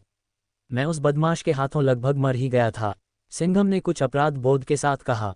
इस बार मूल योजना उनके निरंकार संप्रदाय और मंगल साम्राज्य के बीच एक संयुक्त योजना थी, ताकि वे मंगल साम्राज्य के लिए स्टोन शहर पर विजय प्राप्त कर सकें। जब तक उनके पास स्टोन शहर था, वे दक्षिया में दरार डाल सकते थे, लेकिन उन्हें उम्मीद नहीं थी कि योजना विफल हो जाएगी, और वे लगभग केशव के हाथों मर गए। ये बहुत शर्म की बात है। बेटे, सीनियर भाई जो को जाने दो, मैं तुम्हारी जान बख्श दूंगा, वरना मैं पूरी सेना के साथ स्टोन शहर का नरसंहार करूंगा। शेरा ने केशव से ठंडे स्वर में कहा। लड़के, जल्दी से एल्डर जो को रिहा करो। हम मरना नहीं चाहते, हमें कोई परेशानी मत दो। शेरा की धमकी सुनकर कई लोग डर के मारे बोल पड़े। वे सभी जानते थे कि मंगल साम्राज्य सेना कितनी भयानक और क्रूर थी। मंगल साम्राज्य ने एक बार तो बिना एक भी कवच छोड़े दूसरे राजवंशों को कुचल दिया था। अगर शेरा उन पर हमला करता है तो वे सभी मर जाएंगे। बेटे, मुझे मानना पड़ेगा कि तुम सीधे साधे नहीं हो। मैं तुम्हारा मुकाबला नहीं कर सकती, लेकिन यह मत भूलना कि मेरे पीछे निरंकार संप्रदाय और दक्षिया हैं। जरा ठहरो, मैं आज के अपमान का 100 गुना बदला तुमसे वसूल करूंगी। सिंघम ने केशव की ओर देखा। शेरा के समर्थन से उसे पूरा विश्वास था कि केशव उसे मारने की हिम्मत नहीं करेगा। चाहे अपने लिए या मैदान में लोगों के लिए, केशव ने जुआ खेलने की हिम्मत नहीं की। भविष्य में किसने कहा कि तुम बच सकते हो? केशव ने जब ये सुना तो उसे लगा जैसे उसने कोई मजाक सुना हो। उसने सिंघम को तिरस्कार से देखा और शेरा की धमकी को जरा भी गंभीरता से नहीं लिया। एक तलवार से सीधे काट दो। शेरा भी उलझन में था। उसे उम्मीद नहीं थी कि केशव कोई कार्रवाई करेगा। वह जल्दी से उसे रोकना चाहता था। उसकी ताकत कमजोर नहीं थी, लेकिन इतनी कम दूरी पर उसके पास उसे रोकने का समय नहीं था। तुम्हारी हिम्मत कैसे हुई? सिंघम भी उलझन में था। उसे उम्मीद नहीं थी कि अब जब मंगल साम्राज्य सेना आ गई है तो केशव अभी भी कार्रवाई करने की हिम्मत करेगा। ये तो बेतुका है। वह खुद को क्या समझता है? उसने मुझे रुकने को कहा और मैं रुक गया। केशव ने ये सुना और तिरस्कार से कहा। क्या उसने सचमुच शेरा को गंभीरता से लिया था? उन्होंने शेरा को बिल्कुल भी गंभीरता से नहीं लिया। टकराना। एक तलवार सीधे बाहर निकाल दी गई और सुस्त आंखों और आंखों में अनिच्छा के साथ एक सिर तुरंत आकाश में उड़ गया। धत्तेरी की, क्या इस बच्चे ने सचमुच कोई कार्रवाई की? किए गए। ये बच्चा लानत है। केशव को जोल तो उनको सचमुच मारते देखकर अनगिनत लोग दंग रह गए। उन्हें उम्मीद नहीं थी कि केशव ने सचमुच जोल तो उनको मारने की हिम्मत की होगी, खासकर जब मंगल साम्राज्य सेना आ चुकी थी। वे सभी घृणा से केशव को कोसते हैं। वे सभी जानते थे कि केशव काफी शक्तिशाली था और केशव बच सकता था, लेकिन वे सभी निश्चित रूप से मर जाएंगे। लेकिन वे भूल गए कि इस सब के लिए जिम्मेदार तो मंगल साम्राज्य और निरंकार संप्रदाय हैं, जो स्टोन शहर पर कब्जा करना चाहते हैं। हालांकि वे मंगल साम्राज्य की सेना को दोष देने की हिम्मत नहीं करते, बल्कि सिर्फ केशव को दोष देने की हिम्मत करते हैं। लड़के, तुम मौत को दावत दे रहे हो। मैं तुम्हें कभी नहीं जाने दूंगा। स्टोन शहर का हर व्यक्ति तुम्हारे साथ दफन होगा। जब शेरा ने यह दृश्य देखा तो वह बेहद उदास हो गया और गुस्से से बोला। उसे उम्मीद नहीं थी कि केशव ने सचमुच जोलतोंग को मार डाला होगा। एक तरफ जोलतोंग उसका पूर्व बड़ा भाई था और उसने उसकी बहुत मदद की थी। दूसरी तरफ केशव ने उसकी बातों को गंभीरता से लिया। वास्तव में केशव ने उसे नजरअंदाज कर दिया था। बेतुका, तुम्हें जाने दिया, क्या तुम मुझे जाने दोगे? केशव ने ये सुना और घृणा से कहा। शेरा ने ये सुना और चुप हो गया। बेशक यह असंभव है। वे आज यहाँ हैं और सेना भेज दी गई है, इसलिए केवल एक ही संभावना है, स्टोन शहर पर निश्चित रूप से विजय प्राप्त की जाएगी। और चूंकि केशव उनका दुश्मन है और इतना प्रतिभाशाली है, इसलिए उनके लिए केशव को जाने देना असंभव है।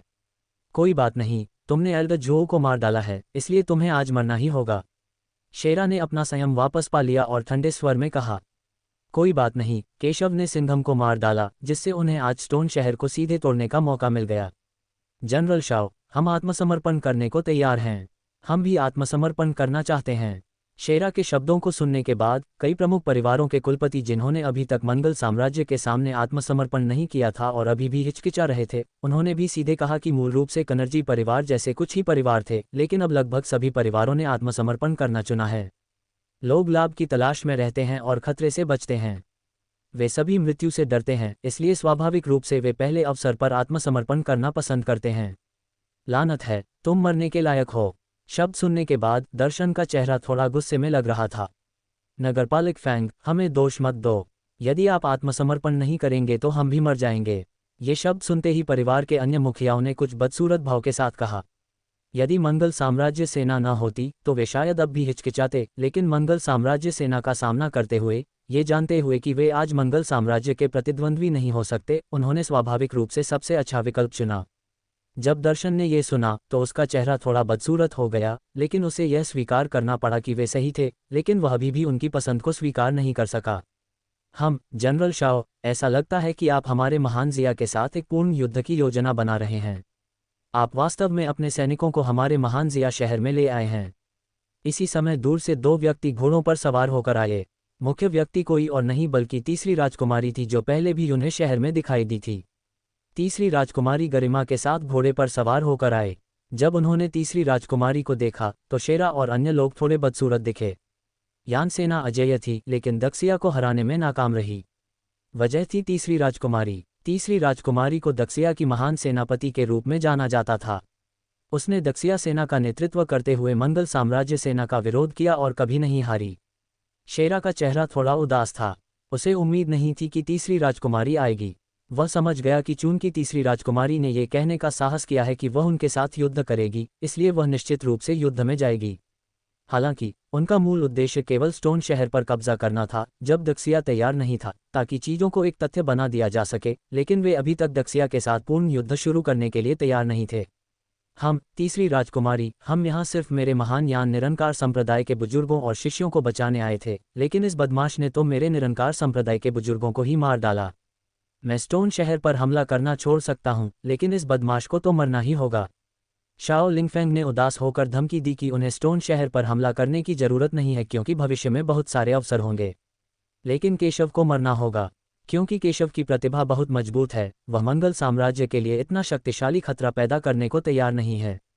आखिर मंगल साम्राज्य की ताकत ही तो है। उसे यकीन नहीं है कि तीसरी राजकुमारी केशव के लिए उनसे युद्ध करेगी। यदि आप उसे मारना चाहते हैं तो दक्षिया भी आपके साथ युद्ध में जाएगी। तीसरी राजकुमारी ने यह सुना और गंभीर स्वर में बोली। जब वह यहाँ आए तो उसे स्वाभाविक रूप से पता था कि केशव ही वह व्यक्ति था जिसने पहले यून्हे शहर में सभी को बचाया था।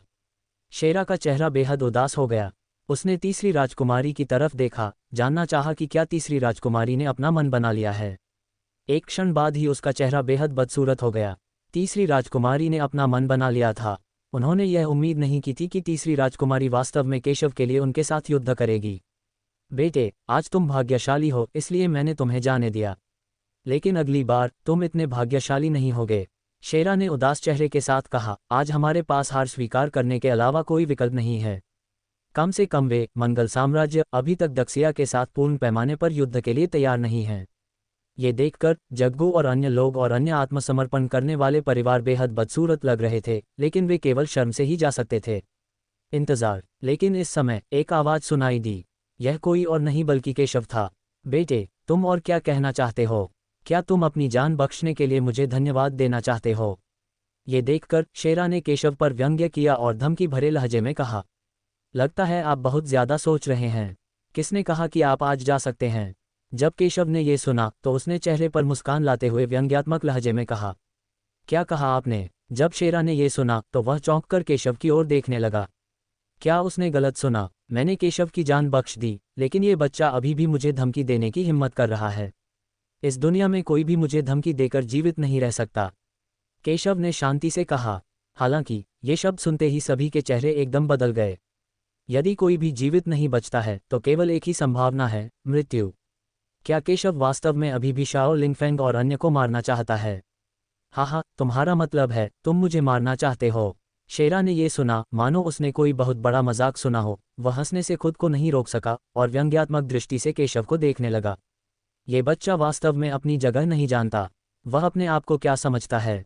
केशव आज जीवित बच पाया, इसका कारण पूरी तरह से तीसरी राजकुमारी थी। अन्यथा केशव निश्चित रूप से मर जाएगा। आप ऐसा सोच सकते हैं, तो क्या आपके पास कोई अंतिम शब्द हैं? केशव ने शांति से शाओ लिंगफेंग को देखते हुए कहा। हाँ, तीसरी राजकुमारी, क्या तुमने सुना? बात यह नहीं है कि मैं इस बच्चे को जाने नहीं दूंगी, बात यह है कि वह मौत को दावत दे रहा है। शेरा ने यह सुना और उपहास किया, केशव को बिल्कुल भी गंभीरता से नहीं लिया और तीसरी राजकुमारी की ओर देखा। ऐसा नहीं है कि वह केशव को जाने नहीं देना चाहता, बल्कि केशव मौत चाहता है। इसलिए अगर वह केशव को मारना चाहता था तो तीसरी राजकुमारी के पास उसे रोकने का कोई कारण नहीं था। लड़के, तुम क्या करना चाहते हो? मौत की तलाश मत करो। ये शब्द सुनकर तीसरी राजकुमारी ने केशव को एक कुरूप भाव से देखा। हालांकि केशव बहुत शक्तिशाली था और उसने जो उतोन को भी मार डाला था, शेरा उससे भी ज्यादा शक्तिशाली था। वह न केवल मंगल साम्राज्य का एक सेनापति था, बल्कि मंगल साम्राज्य का एक प्रसिद्ध बलवान भी था। आखिरकार वह एक समय मंगल साम्राज्य में शीर्ष प्रतिभाओं में से एक था। जब मार्शल आर्ट की बात आती है तो उनकी ताकत अभी भी काफी अच्छी है। केशव ने यह सुना और शांत रहा। मैं मौत की तलाश में नहीं हूं। मैं उसे बिल्कुल भी गंभीरता से नहीं लेता। मेरे लिए उसे मारना आसान है। केशव ने शांति से कहा कि जो लोग उसे मारना चाहते थे उनका आमतौर पर एक ही परिणाम होता था, और वह था मृत्यु। चाहे वह कोई भी हो। शेरा भले ही सरल न हो, लेकिन उनकी नज़र में वे कुछ भी नहीं हैं। बेटे, तुम सच में अपनी जगह नहीं जानते। क्या तुम्हें लगता है कि तुम सिर्फ एल्डरसिंघम को मारकर अजेय हो सकते हो? हालांकि एल्डरसिंघम निरंकार संप्रदाय के एक एल्डर हैं, उनकी ताकत स्वर्ण भ्रूण क्षेत्र के मध्य स्तर पर ही है, जबकि मेरी ताकत पहले ही स्वर्गीय स्वर्ण भ्रूण क्षेत्र से आगे निकल चुकी है। तुम बहुत बकवास करते हो। जब केशव ने यह सुना तो उसने तिरस्कार के साथ कहा कि उसके लिए चाहे वह स्वर्ण भ्रूण का मध्य चरण हो, स्वर्ण भ्रूण का अंतिम चरण हो, या स्वर्ण भ्रूण का चरम चरण हो, ये सब एक ही था। वे सभी चींटियां थीं और उसकी विरोधी नहीं हो सकती थीं। धिक्कार है लड़के, तुम सचमुच मौत की तलाश में हो। मैं तुम्हारी इच्छा पूरी करूंगा। केशव की बातें सुनकर शेरा आग बबूला हो गया। अपनी वर्तमान क्षमता तक साधना करने के बाद भी उसने पहली बार किसी को उसके साथ इतना अशिष्ट व्यवहार करते देखा था। तुम मृत्यु की मांग पर अड़े हो, मैं तुम्हारी इच्छा पूरी करूंगा। लेकिन यह मत कहना कि मैं तुम्हें धमका रहा हूं। 3 चालें। मैं तुम्हें 3 चालें दूंगा। अगर तुम मेरी 3 चालों का सामना कर सको तो मैं तुम्हारी जान बख्श दूंगा। शेरा ने केशव को देखा और उपहास करते हुए कहा, आखिरकार वह मंगल साम्राज्य का एक मजबूत आदमी है, मंगल साम्राज्य का एक जनरल है, और उसका अपना गौरव है। उनकी राय में केशव सिर्फ 3 चालों में मर जाएगा। अहंकारी, तुम मौत की तलाश में हो। केशव की बातें सुनकर शेरा का चेहरा अचानक बेहद उदास और बदसूरत हो गया। ये बच्चा बस मौत की तलाश में है। उन्होंने कहा कि वे केशव से 3 चालों में निपट सकते हैं, क्योंकि वे मंगल साम्राज्य में शीर्ष शक्ति थे और उनके पास योग्यता थी। केशव अभी युवानदान के शुरुआती दौर में ही है, फिर भी वो उसे इस तरह नीचा दिखाने की हिम्मत करता है और कहता है कि वो उसे 3 चालों में निपटा सकता है। ये तो बिल्कुल बेतुका है। क्या वो सच में खुद को अजेय समझता है? अज्ञानी बच्चे, चूंकि तुम मौत चाहते हो, आज मैं तुम्हें दिखाऊंगा कि असली ताकत क्या होती है। शेरा ने ठंडे स्वर में कहा, और उसके हाथ में एक रक्तलाल तलवार प्रकट हुई। उस तलवार का नाम जूतू था और उसने युद्ध के मैदान में अनगिनत बलवानों को मार गिराया था। वह खून से सनी हुई थी और एक भयानक जानलेवा इरादा छोड़ रही थी जो सिहरन पैदा कर रहा था। लड़के, मेरे हाथों मरना तुम्हारा सम्मान है, शेरा ने ठंडे स्वर में कहा और सीधा हमला किया। शक्तिशाली तलवार की रोशनी सीधे आसमान में धमाका करते हुए निकली। धत्तेरी की! ये दृश्य देखकर तीसरी राजकुमारी का चेहरा बेहद बदसूरत लग रहा था। हालांकि वह जानती थी कि केशव साधारण नहीं था, शेरा भी उतना ही शक्तिशाली था। मैं मास्टर ये पर विश्वास करता हूँ। हालांकि उसके पीछे गरिमा ने यह सुना और गंभीरता से कहा कि यद्यपि शेरा भी बहुत मजबूत था, उसका मानना था कि केशव उसके साथ प्रतिस्पर्धा कर सकता है। धमाका! एक चौंकाने वाली तलवार सीधे कटी हुई थी। शेरा को कभी महान यान तलवार की तलवार कहा जाता था, जो ये दर्शाने के लिए पर्याप्त था कि उसकी तलवारबाजी कितनी मजबूत थी। ये तलवार बेहद शक्तिशाली थी। अनगिनत बलवानों ने इस तलवार का खौफ महसूस किया, उनके चेहरे डर से भर गए। सिंघम की तुलना में शेरा कहीं ज्यादा ताकतवर था और उसकी हत्या की नीयत भी बहुत जबरदस्त थी। केशव ने इस दृश्य को भावशून्यता से देखा, इसे बिल्कुल भी गंभीरता से नहीं लिया। फिर एक तलवार भी निकली। शेरा का चेहरा एकदम बदल गया। इस बच्चे की तलवारबाजी भी उससे कम नहीं थी। इस बच्चे की उम्र क्या है? इसके पास तलवार चलाने का इतना अच्छा हुनर कैसे है? उसका चेहरा अविश्वास से भरा था। ऐसा लगता है कि मुझे अंततः समझ आ गया है कि सिंघम की मृत्यु केशव के हाथों क्यों हुई। धमाका! दोनों तलवारें एक दूसरे से सीधे टकराईं, जिससे एक बहरा कर देने वाली गर्जना हुई और दोनों एक ही समय में कई कदम पीछे हट गए। एक चाल, केशव ने शांति से कहा, फिर अपना दाहिना हाथ उठाया, फिर से तलवार को गाढ़ा किया और सीधे वार किया। तलवार अत्यंत तेज और शक्तिशाली थी और जहां भी यह गुजरती, दुश्मन को सीधे टुकड़े टुकड़े कर देती थी। धमाका! वह तुरंत शाओ लिंगफेंग के पास पहुंचा। शेरा का चेहरा बेहद बदसूरत हो गया और उसे बहुत बड़ा खतरा महसूस हुआ। इससे पहले उसने केशव के हमले को बिल्कुल भी गंभीरता से नहीं लिया था, लेकिन अब उसने केशव को कम आंकने की हिम्मत नहीं की। उसे उम्मीद नहीं थी कि इस बच्चे की ताकत इतनी भयानक होगी। अगर वह सावधान न रहा तो उसकी जिंदा खाल उधेड़ दी जाएगी, भले ही वह मरा न हो। उसका चेहरा बेहद भद्दा लग रहा था। उसने जल्दी से अपनी पूरी ताकत जुटाई, तलवार निकाली और तलवार का प्रतिरोध करने के लिए उसे रोक दिया। धमाका, अनगिनत मारक चालें आसमान में पागलपन से प्रकट हुईं। शेरा वाकई बहुत अच्छा था। बस कुछ ही पलों में उसने अनगिनत हमले कर दिए, लेकिन केशव को इन हमलों की कोई परवाह नहीं थी। चाहे वो कोई भी चाल चले, केशव एक ही तलवार से उन सबको तोड़ सकता था। दोनों हमले फिर से टकराए और शेरा के अनगिनत हमले तुरंत केशव की तलवार से नष्ट हो गए और वह दर्जनों कदम पीछे हट गया। हर कोई दंग रह गया। उन्हें उम्मीद नहीं थी कि पहली लड़ाई में शेरा को नुकसान होगा। ये कुछ ऐसा था जिसकी उन्होंने पहले कभी कल्पना भी नहीं की थी। अगर किसी ने उन्हें पहले बताया होता कि शाओ लिंगफेंग को कुचल दिया गया था, और वह भी एक युवानदान जूनियर द्वारा, तो वे कभी भी इस पर विश्वास नहीं करते और सोचते कि यह बकवास है। हालांकि ये तथ्य है। केशव की ताकत कितनी भयानक है। क्या यही आपकी ताकत है? केशव ने शेरा को उदासीनता से देखा और शांति से कहा। लेकिन जब शेरा ने उसकी बातें सुनी तो वे एक उपहास की तरह लग रहे थे और उसका चेहरा बेहद बदसूरत हो गया। बेटे, मुझे उम्मीद नहीं थी कि तुम इतने शक्तिशाली होगे। कोई आश्चर्य नहीं कि तुमने सिंघम को मार डाला, लेकिन उससे पहले तुम मेरी ताकत का 70% भी नहीं थे। यह मत सोचो कि तुम मेरे प्रतिद्वंद्वी हो सकते हो, शेरा ने उदास चेहरे से कहा। उसके हिसाब से ऐसा इसलिए हुआ क्योंकि उसने केशव को कम आंका था। लेकिन अब वह बिल्कुल भी पीछे नहीं हटेगा, वह केशव को जाने नहीं देगा। धमाका, उसकी शक्ति एक क्षण में फूट पड़ी और उसकी शक्तिशाली आभा ने अनगिनत प्रतिभाओं को पीछे हटने पर मजबूर कर दिया और वे उसके पास आने का साहस नहीं कर सके। उसके हाथ में पकड़ी लंबी तलवार हवा में फूल गई और दर्जनों मीटर लंबी तलवार में बदल गई और फिर उसने एक चौंकाने वाली तलवार से वार किया। आकाश और पृथ्वी में एक विशाल अंतर सीधे कट गया, जिससे भयानक शक्ति निकली और केशव को पागलों की तरह मार डाला। लड़के, मेरी वूजी तलवार के हाथों मरना एक योग्य मृत्यु है, शेरा ने ठंडे स्वर में कहा। सिर्फ अपनी इस एक तलवार के भरोसे तुम मुझे मारना चाहते हो? केशव ने ये देखकर तिरस्कार से कहा। उसके दाहिने हाथ में बिना किसी हिचकिचाहट के एक तलवार सीधे सीधे जमी हुई थी। तलवार का इरादा? क्या सच में तुम्हारे पास तलवार का इरादा है? यह इतना शक्तिशाली है? तुम कौन हो, बच्चे? केशव द्वारा चलाई गई तलवार को देखकर शेरा का चेहरा अचानक बदसूरत हो गया। उसने केशव की तलवार से निकली भयानक तलवार की नीयत को महसूस किया। तलवार की नीयत के साथ ये चाल बेहद शक्तिशाली थी। अगले ही पल केशव ने अपनी तलवार सीधे उसके सामने घुमा दी। शाओ लिंगफेंग की शक्तिशाली तलवार तुरंत टुकड़े टुकड़े हो गई जैसे ही उसने केशव की तलवार को छुआ। यहाँ तक कि शेष शक्ति भी कम नहीं हुई और यह सीधे शाओ लिंगफेंग पर जा गिरी। शाओ लिंगफेंग को कई मीटर पीछे हटना पड़ा। उसके शरीर पर रोशनी की एक किरण चमक उठी। यह उसके शरीर पर लगा कवच ही था जो उसे गंभीर क्षति से बचा रहा था, लेकिन जब तलवार निकाली गई तो उसके शरीर का कवच सीधे चकनाचूर हो गया और वह कमजोर हो गया। टकराना, वह जमीन पर गिर पड़ा, खून बहने लगा। क्या मैं इसे सही ढंग से देख रहा हूँ? शेरा घायल हो गया है। मुझे कौन बता सकता है? क्या ये सब भ्रम है? पूरा दर्शक स्तब्ध रह गया और हर कोई अविश्वास से ये दृश्य देख रहा था। किसी को भी उम्मीद नहीं थी कि शेरा केशव का मुकाबला नहीं कर पाएगा। आखिरकार शाओ लिंगफेंग सिंघम से अधिक शक्तिशाली है, लेकिन वे नहीं जानते कि केशव की ताकत दिशा राज्य के नीचे लंबे समय से अजेय रही है। भले ही शेरा काफी शक्तिशाली हो, फिर भी वह केशव का मुकाबला नहीं कर सकता। अपनी दूसरी चाल के लिए अपनी बची हुई सारी ताकत का इस्तेमाल करो, वरना तुम्हारे पास कोई मौका नहीं बचेगा, केशव ने शांति से कहा। अगर मैं 3 चालें कहता हूं तो बस। केशव की बातें सुनकर शेरा का चेहरा बेहद बदसूरत हो गया और उसके चेहरे पर जलन सी महसूस हुई। उसने पहले केशव को गंभीरता से नहीं लिया था, लेकिन लगातार 2 चालों के बाद वह नुकसान में था। वह केशव की भयानक ताकत को कैसे नहीं समझ सकता?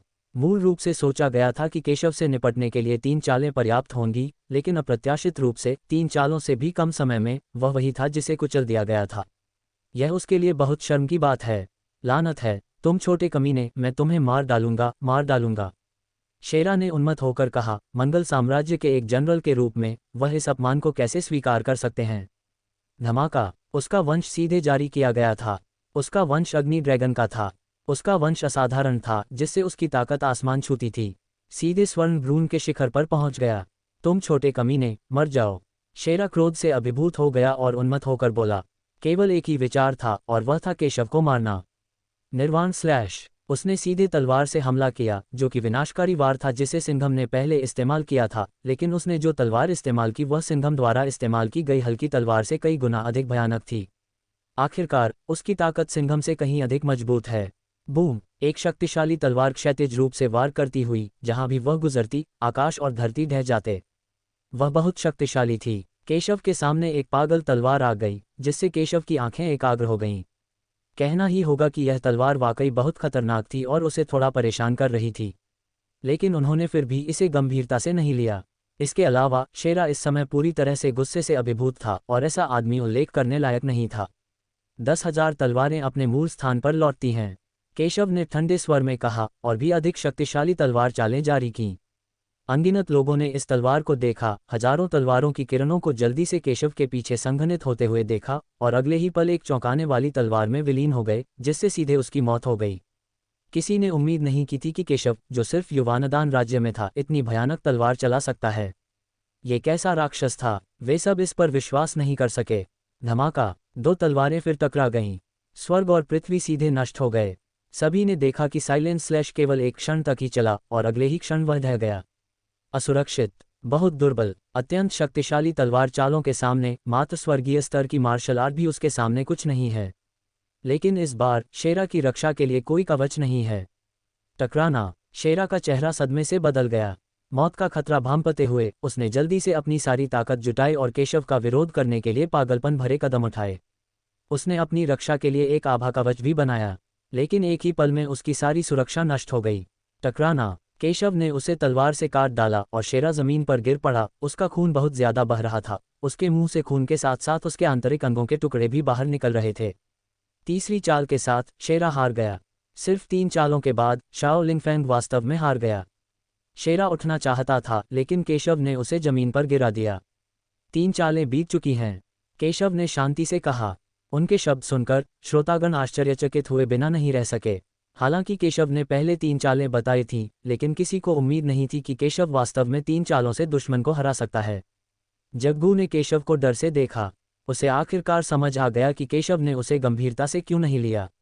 एक सच्चे प्रतिभाशाली व्यक्ति के सामने वह एक चींटी की तरह कमजोर है। वे उसे गंभीरता से कैसे ले सकते थे? केशव बहुत मजबूत है। कौन है ये? यह इतना शक्तिशाली कैसे हो सकता है? दाजिया में ऐसी अद्भुत प्रतिभा कैसे हो सकती है? सब लोग केशव को हैरानी से देखने लगे, यहाँ तक कि तीसरी राजकुमारी भी हैरानी से केशव को देखने लगी। उसने अंदाज़ा लगाया कि केशव के पास शेरा से मुकाबला करने का तुरुप का इक्का है, लेकिन उसे उम्मीद नहीं थी कि वो सचमुच शेरा को हरा देगा। केशव की बातें सुनकर शेरा का पूरा शरीर कांप उठा। मंगल साम्राज्य का प्रतिष्ठित जनरल अब एक मरे हुए कुत्ते की तरह था जिसे केशव ने कुचल दिया था, बिल्कुल भी हिलने डुलने में असमर्थ। तुम कैसे मरना चाहते हो? मैं तुम्हें अभी भी अपने आखिरी शब्द कहने का मौका दे सकता हूँ। केशव ने शेरा को उदासीनता से, बहुत शांति से देखा। तुम मुझे मारना चाहते हो? शेरा ने ये सुना और डर कर कहा। उसे उम्मीद नहीं थी कि केशव उसे मारना चाहता था। लानत है, लड़के, रुको, इसे जनरल शाओ को जाने दो, वरना तुम मर जाओगे। यदि आपने जनरल शाओ को मारने की हिम्मत की तो हम पूरे स्टोन शहर को आपके साथ दफना देंगे। हाँ बेटे, तुम मुझे नहीं मार सकते। मैं मंगल साम्राज्य का सेनापति हूँ और मैं मंगल साम्राज्य का दामाद भी हूँ। अगर तुमने मुझे मार दिया तो मंगल साम्राज्य तुम्हारे सभी रिश्तेदारों को मेरे साथ दफना देगा। शेरा ने केशव को धमकी दी। मंगल साम्राज्य सेना शहर के ठीक बाहर है। अगर केशव उसे मार देता है तो पूरी मंगल साम्राज्य सेना उसका बदला लेगी। मास्टर, ये 2 बार सोचो। तीसरी राजकुमारी की अभिव्यक्ति भी बहुत गंभीर थी, क्योंकि उसने कहा कि यद्यपि उसने ये कहने का साहस किया था कि वह पहले मंगल साम्राज्य के साथ युद्ध शुरू करेगी, ऐसा इसलिए था क्योंकि उसका मानना था कि शाओ लिंगफैंग वास्तव में युद्ध शुरू करने की हिम्मत नहीं करेगा। लेकिन अगर शेरा की मृत्यु हो जाती है तो स्टोन शहर के पास की सेना को तुरंत भेज दिया जाएगा और फिर स्टोन शहर के सभी लोग मर जाएंगे। लड़के, क्या तुमने मेरी बात सुनी? तुम्हारी तीनों राजकुमारियों ने भी तुम्हें मुझे रिहा करने का आदेश दिया था, तो तुम इस जनरल को अब रिहा क्यों नहीं कर देते? ये जनरल आज की शर्मिंदगी को याद रखेगा। भविष्य में मैं इस शर्मिंदगी को धोने के लिए आपके पूरे परिवार को जरूर खत्म कर दूंगा। शेरा ने इसे सुना और केशव को धमकी दी। क्यों? तुम सब इतने मूर्ख क्यों हो? क्या तुम सबक नहीं सीखते? मरने के करीब होने पर भी तुम मुझे धमकी देने की हिम्मत कर रहे हो। तुम्हें ये हिम्मत किसने दी? केशव ने ये सुना और शेरा को व्यंग्यात्मक नज़रों से देखा। मैंने कहा था, मैं जिसे भी मारना चाहूंगा वह बचेगा नहीं, चाहे आप मंगल साम्राज्य के सेनापति और उसके दामाद ही क्यों न हो। केशव ने तिरस्कारपूर्वक कहा। यदि वह वास्तव में तथाकथित धमकी से डरता था तो उसने सिंघम को जाने दिया होता जब शाओ लिंगफैंग ने उसे पहले धमकी दी थी, लेकिन उसने फिर भी सिंघम को सीधे मार डाला। और शेरा भी वैसे ही दिखते थे। उन्होंने इसे बिल्कुल भी गंभीरता से नहीं लिया। जब शेरा ने केशव की बातें सुनी तो उनका चेहरा सदमे में बदल गया। मंगल साम्राज्य के कई उपजनरलों के चेहरे अचानक बदल गए और उन्होंने जल्दी से कहा, लड़के, तुम मौत की तलाश में हो। उन्हें उम्मीद नहीं थी कि केशव ने वास्तव में जनरल शाह को मारने की हिम्मत की थी। वे इसे रोकने के लिए दौड़े। फक फक करना, ये देखकर केशव ने उन्हें जरा भी गंभीरता से नहीं लिया। उसने तलवारों की कई किरणें निकाली और उन्हें काट डाला। वे बहुत कमज़ोर हैं और एक भी वार नहीं झेल सकते। मरना। केशव ने शेरा को ठंडेपन से देखा और अपनी तलवार से वार किया। नहीं, शेरा हिल नहीं सकता था और केवल तलवार का वार देख सकता था। कश, उसका शरीर सीधे तलवार से टुकड़ों में कट गया, पूरी तरह से रक्त धुंध में बदल गया और आकाश और पृथ्वी में गायब हो गया। पूरा स्थान एकदम शांत था। किसी को उम्मीद नहीं थी कि केशव ने वास्तव में कार्रवाई करने और शाओ लिंगफेंग को एक तलवार से मारने की हिम्मत की। सामान्य, लानत है, बच्चे, मैं तुम्हें मरना चाहता हूँ। जनरल का बदला लेने के लिए स्टोन शहर को नष्ट कर दो। कई डिप्टी जनरलों ने अविश्वास से ये दृश्य देखा। उन्हें उम्मीद नहीं थी कि केशव वास्तव में कार्रवाई करने की हिम्मत करेगा। शहर पर हमला करने का सीधा आदेश भेजो। घृणास्पद। ये दृश्य देखकर तीसरी राजकुमारी का चेहरा अत्यंत कुरूप हो गया। उसने उम्मीद नहीं की थी कि केशव वास्तव में कार्रवाई करेगा। ज़ियातांग, मंगल साम्राज्य की सेना के खिलाफ लड़ने के लिए मेरे साथ वापस आओ। इस समय तीसरी राजकुमारी ने केशव के बारे में कोई शिकायत नहीं की। अब सबसे ज़रूरी काम था दक्षिया सेना का नेतृत्व करके मंगल साम्राज्य सेना से लड़ना और स्टोन शहर के लोगों को बचाना। इसकी चिंता मत करो, ऐसा नहीं है कि मैंने पहले मंगल साम्राज्य की सेना से नहीं निपटा है। मेरे यहाँ होने से आज कुछ नहीं होगा, केशव ने शांति से कहा। चूंकि उसने शेरा को मारने की हिम्मत की थी, इसलिए स्वाभाविक रूप से उसने मंगल साम्राज्य की सेना को गंभीरता से नहीं लिया। हालांकि उसका मंगल साम्राज्य का दुश्मन बनने का कोई इरादा नहीं था, फिर भी वह स्टोन शहर के लोगों को उसकी वजह से मरने नहीं देगा। वह स्वाभाविक रूप से इस मामले को सुलझा लेगा और मंगल साम्राज्य की सेना के हाथों किसी को भी मरने नहीं देगा। और इन सब का समाधान स्वाभाविक रूप से मजबूत ताकत पर निर्भर है।